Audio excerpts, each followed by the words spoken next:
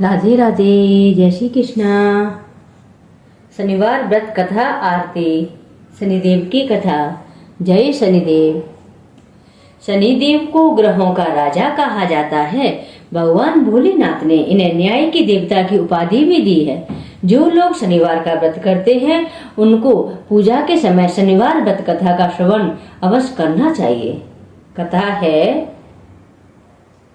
एक बार सभी 9 ग्रहों सूर्य, चंद्र, मंगल, बुध, बृहस्पति, शुक्र, शनि, राहु और केतु में बहस हो गई, कौन सबसे बड़ा है। आपस में लड़ने के बाद सभी देवराज इंद्र के पास पहुंचे। इंद्र असमंजस की स्थिति में निर्णय नहीं ले पाए, परंतु उन्होंने सभी ग्रहों को सुझाव दिया कि पृथ्वी पर राजा विक्रमादित्य ही इसका फैसला कर सकते हैं, क्योंकि वो बहुत ही न्यायप्रिय राजा हैं।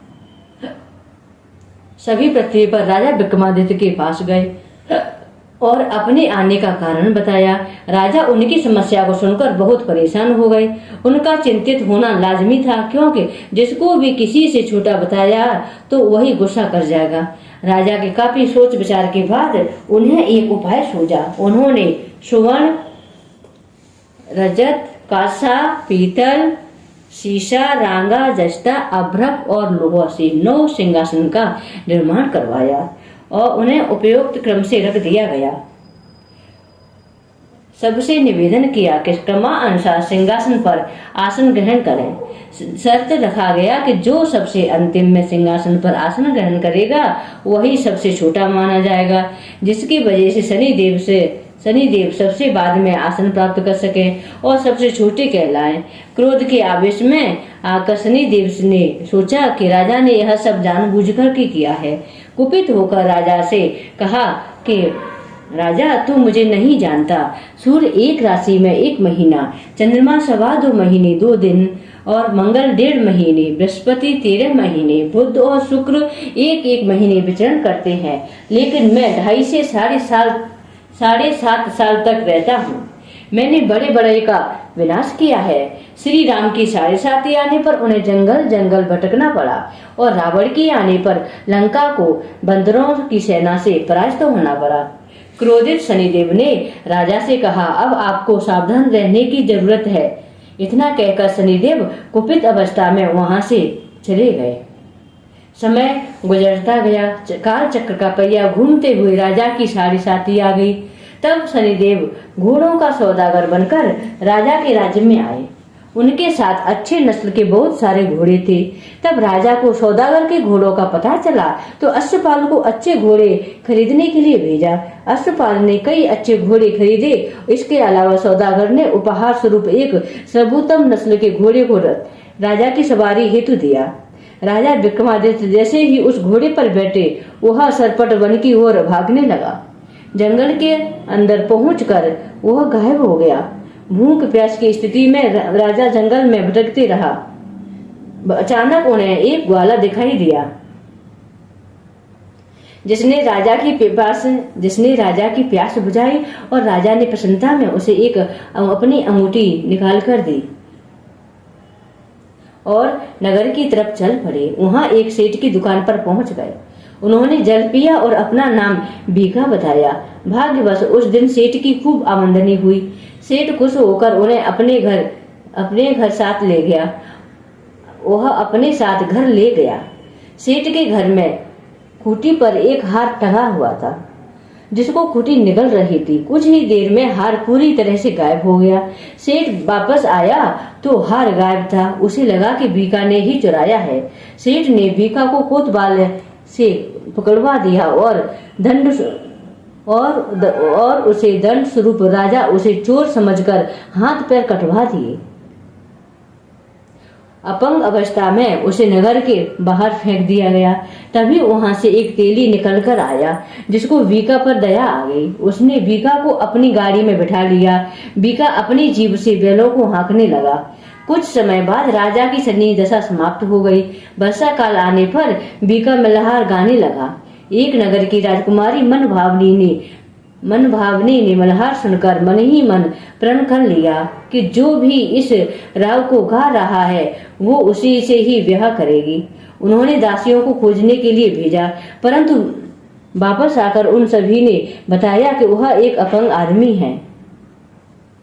राजकुमारी यह जानकर भी नहीं मानी और अगले दिन ही वह अनशन पर बैठ गई। जब लाख समझाने पर राजकुमारी नहीं मानी, तब राजा ने उस तेली को बुलावा भेजा और बीका से विवाह की तैयारी करने के लिए कहा। बीका से राजकुमारी का विवाह हो गया। एक दिन बीका के स्वप्न में शनिदेव ने आकर के कहा कि देखा राजन, तुमने मुझे छोटा बताकर कितना दुख झेला है। राजा ने क्षमा मांगते हुए हाथ जोड़कर विनती की कि हे भगवान, हे शनिदेव, जैसा दुख मुझे दिया है किसी और को ऐसा दुख मत देना। शनिदेव इस विनती को मान गए और कहा कि मेरे व्रत और कथा से तुम्हारे सारे कष्ट दूर हो जाएंगे। जो भी नित्य मेरा ध्यान करेगा और चींटियों को आटा डालेगा, उसकी सारी मनोकामना पूर्ण हो जाएगी।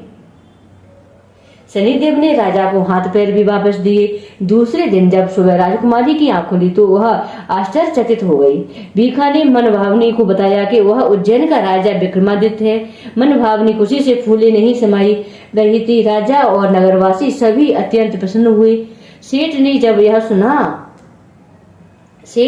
यह सुना तो वह पैरों पर गिरकर क्षमा मांगने लगा। राजा ने कहा, यह सब शनिदेव के कोप का प्रभाव था और इसमें किसी का कोई दोष नहीं है। सेठ ने निवेदन करते हुए कहा कि मुझे शांति नहीं मिलेगी जब आप मेरे घर चलकर भोजन करेंगे। तो सेठ ने कई प्रकार के व्यंजनों से राजा का सत्कार किया तथा राजा भोजन कर रहे थे, तभी जो कुटीहार निकल रही थी वही अब उसे उगल रही है। सेठ ने अनेक मोहरे देकर राजा का धन्यवाद किया और अपनी कन्या श्री कुमारी से पाणी ग्रहण का निवेदन किया। राजा ने सहर्ष स्वीकार कर लिया। राजा अपनी दोनों रानियों मनभावनी और श्री कुंवरी को लेकर उज्जैन नगरी लौट आए। सारे नगर में दीपमाला और खुशी मनाई गई। राजा ने घोषणा करते हुए कहा कि मैंने शनिदेव को सबसे छोटा बताया था, इसलिए राजा ने घोषणा करते हुए कहा कि मैंने शनिदेव को सबसे छोटा बताया था, लेकिन असल में वही सर्वोपरि है। तब से सारे राज्य में शनिदेव की पूजा और कथा नियमित होने लगी। सारी प्रजा के बीच खुशी और आनंद का वातावरण बन गया। शनिदेव के व्रत की कथा को जो भी सुनता या पढ़ता है उसके सारे दुख दूर हो जाते हैं। बोलो न्याय के देवता श्री महाराज की जय। जय श्री राम, जय जय हनुमान।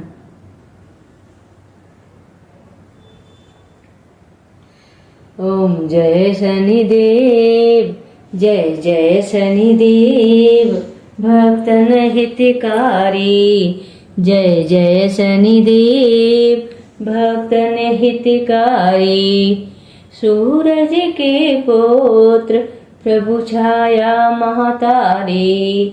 जय जय शनिदेव, जय जय शनिदेव, भक्तन हितकारी। श्यामे अंक वक्र दृष्ट चतुर्भुजधारी। नीलांबर धारे नाथ गज की असवारी। नीलांबर धारे नाथ गज की असवारी।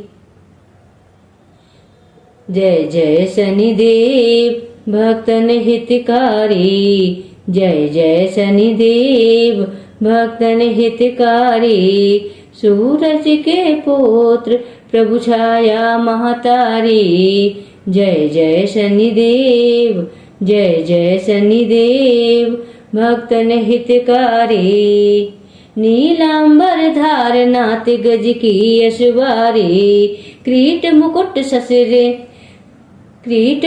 शीस रजत दिपत है दिलारी। मुक्तन की माला गले शोभित बलिहारी। मोदक मिष्टान पान चढ़त है सुपारी। लोहा तिल तेल उड़द महिषी अति प्यारी। जय जय शनिदेव, भक्तन हितकारी।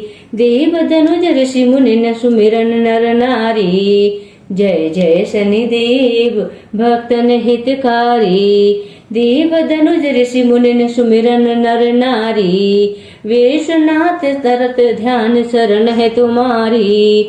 जय जय शनिदेव भक्तन हितकारी। जय जय शनिदेव भक्तन हितकारी।